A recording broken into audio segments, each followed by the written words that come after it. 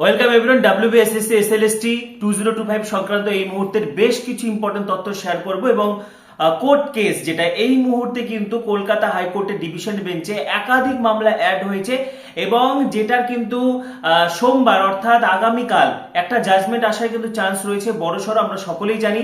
এবং এই ব্যাপারে অত্যন্ত গুরুত্বপূর্ণ তথ্য শেয়ার করব। তার আগে বলছি, যারা আমাদের চ্যানেলে নতুন ভিডিও দেখছো এখনই সাবস্ক্রাইব করো, ডাব্লিউবিএসএসসি সংক্রান্ত পরবর্তী ভিডিওগুলির জন্য এখনই সাবস্ক্রাইব করো, পাশে থাকা বেল আইকনটি প্রেস করো এবং ভিডিওটি প্রচুর প্রচুর প্রচুর শেয়ার করে দাও।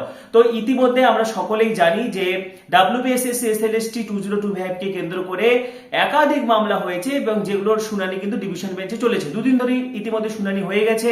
তার মধ্যে রাজ্য সরকারের পক্ষ থেকে যে অ্যাপিল করা হয়েছিল, যেটা সিঙ্গেল বেঞ্চ রায় দিয়েছিল যে যারা টেন্টেড ক্যান্ডিডেট তাদেরকে পরীক্ষায় বসতে দেওয়া যাবে না, তার জন্য এসএসসি ডিভিশন বেঞ্চে অ্যাপিল করেছিল, যেটা কিন্তু মাননীয় বিচারপতি কিন্তু সেটা শুনেছে। ঠিক আছে, পাশাপাশি ওয়েটিং লিস্টের 2016 ওয়েটিং লিস্টের পক্ষ থেকেও একাধিক মামলা করা হয়, যার মধ্যে অন্যতম ছিল টেন্টেড ক্যান্ডিডেটদের বাদ দিতে হবে। যদিও সেটা ডিভিশন বেঞ্চ বলে দেয় যে টেন্টেড ক্যান্ডিডেটদের বাদ দিতে হবে, কিন্তু এছাড়া আরো বেশ কিছু মামলা ছিল, এজ রিল্যাক্সেশন, পাশাপাশি টিচিং এক্সপিরিয়েন্সের জন্য যে নম্বরটা দেওয়া হচ্ছে, এবং আরেকটা ছিল যেটা হচ্ছে 2016 ওয়েটেড লিস্টের যারা ছিল তাদের পক্ষ থেকে আরেকটা দাবি ছিল যে 2025-এর নিয়ম মানা যাবে না, 2016 নিয়মেই নাকি মানতে হবে। এবং এই ব্যাপারে বিস্তারিত তথ্য শেয়ার করব। এবং দেখো, যারা নতুন তোমরা কিন্তু একদম ডাইভার্টেড হবে না। তোমাদের প্রিপারেশন নষ্ট করার জন্য একাধিক গুজব কিন্তু চারিদিকে ছড়ানো হচ্ছে। ফর্ম ফিল আপ যখন হয়েছে পরীক্ষা হবে, কোনোভাবে 16 এবং 25কে আলাদা করা যাবে না, একটাই পরীক্ষা হবে। 16 এবং 25 একটাই পরীক্ষা হবে। যেখানে যুক্তি দেওয়া হচ্ছে যে পরীক্ষার উপর বেস করে 2016 যেখানে মামলাকারীদের আইনজীবীরা বক্তব্য রাখছে বা তাদের পক্ষ থেকে যেটা তুলে ধরা হচ্ছে যে 2016 পরীক্ষাকে যেখানে বাতিল করে দেওয়া হচ্ছে সেখানে এক্সপিরিয়েন্সের নম্বর দেওয়া হবে না। ঠিক আছে, তাহলে 2016 নিয়মটা কেন মানা হবে? 2016 নিয়ম মানা হবে না।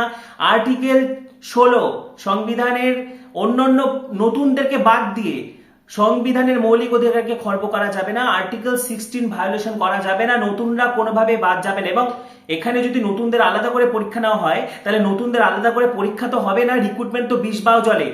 ঠিক আছে, নতুনরা যে এই পরীক্ষা দিতে পারছে সেটাই তো একটা বড় সড় বিষয়, কারণ এত বছর ধরে এসএসসি হয়নি, সেখানে নতুনরা পরীক্ষা দিতে পারছে, নতুনদের প্রিপারেশনকে ডাইভার্ট করার জন্য কিন্তু সব গুজব ছড়ানো হচ্ছে। কারণ সুপ্রিম কোর্ট পরিষ্কার বলে দিয়েছে ফ্রেশ রিক্রুটমেন্ট।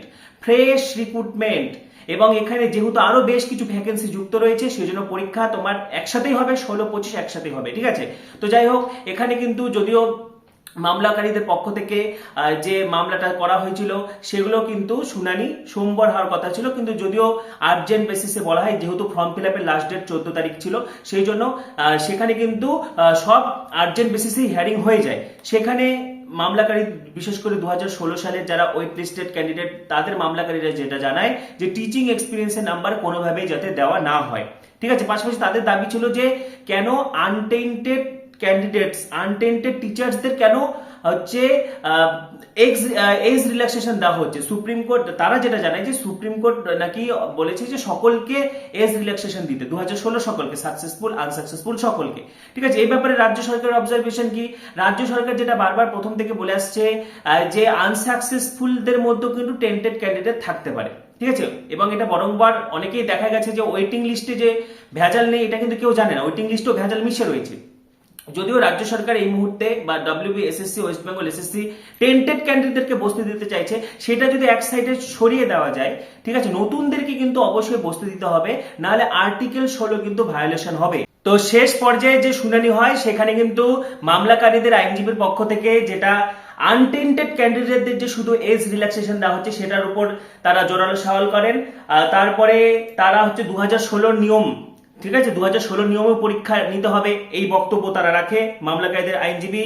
পাশাপাশি যেটা হচ্ছে টিচিং এক্সপিরিয়েন্স নিয়েও কিন্তু তারা তাদের পক্ষ থেকে তারা সওয়াল করে। ঠিক আছে, এবং এই ব্যাপারে রাজ্য সরকার এবং কমিশন অর্থাৎ ওয়েস্ট বেঙ্গল স্কুল সার্ভিস কমিশনের কিন্তু হলফনামা বা তাদের বক্তব্য পেশ করবে, অর্থাৎ সোমবার আগামীকাল ডাব্লিউবিএসএসসি কিন্তু নিজেদের বক্তব্য বা স্টেট নিজেদের বক্তব্য পেশ করবে, তারপরে ডিভিশন বেঞ্চ কিন্তু একটা সিদ্ধান্তে আসবে। সোমবার হাইকোর্টে নিজেদের বক্তব্য জানাবে রাজ্য। তবে এই কথা একদম ক্লিয়ার, সেটা 2016 নিয়মে পরীক্ষা হবে নাকি 25-এর নিয়মে পরীক্ষা হবে, বা এজ রিল্যাক্সেশন বা টিচিং এক্সপিরিয়েন্স, সব কিন্তু আলটিমেট সুপ্রিম কোর্টেই করাবে। ঠিক আছে, তো সুপ্রিম কোর্ট হিয়ারিং এর উপরে কিন্তু আলটিমেট সবকিছু নির্ভর করছে। পাশাপাশি আমাদের নজর থাকছে ডিভিশন বেঞ্চের রায় কোন দিকে যাচ্ছে তার উপরেও। পাশাপাশি WBSSC পক্ষ থেকে কিন্তু আবেদনের সময়সীমা 7 দিনের মতো বাড়ানো হতে পারে। এখনো পর্যন্ত 4 লাখ আবেদন হয়েছে, যেটা পর্যাপ্ত। ঠিক আছে, অনেকের মনে হচ্ছে যেটা অপর্যাপ্ত নয়, কিন্তু কারণ এটা ঠিকঠাকই আছে, কারণ গ্রুপ সি গ্রুপ ডির ক্ষেত্রে আবেদন বহু সংখ্যক হবে, কিন্তু একাদশ দ্বাদশ এবং নবম দশম মিলে কিন্তু টোটাল এখনো পর্যন্ত 4 লাখ আবেদন হয়েছে। ঠিক আছে, 4 লক্ষ আবেদন হয়েছে। তো মোটের উপর যেহেতু ওবিসি মামলা নিয়ে কয়েকদিন ফর্ম ফিল বন্ধ ছিল, তো সব দিক পর্যালোচনা করে আরো 7 দিনের মতো কিন্তু ফর্ম ফিল বাড়াতে চলেছে WBSSC। ঠিক আছে, তো সব মিলে আমাদের কিন্তু এখন হাইকোর্টের ডিভিশন বেঞ্চের কি রায় আসে সেদিকে নজর থাকছে। WBSSC SLST সংক্রান্ত এ ব্যাপারে তোমাদের মতামত তোমরা জানাতে থাকো। পাশাপাশি পরবর্তী ভিডিওগুলোর জন্য এখানে সাবস্ক্রাইব করো, পাশে থাকা বেল আইকনটি প্রেস করো, ভিডিওটি প্রচুর প্রচুর প্রচুর শেয়ার করে দাও। সবাইকে অসংখ্য ধন্যবাদ।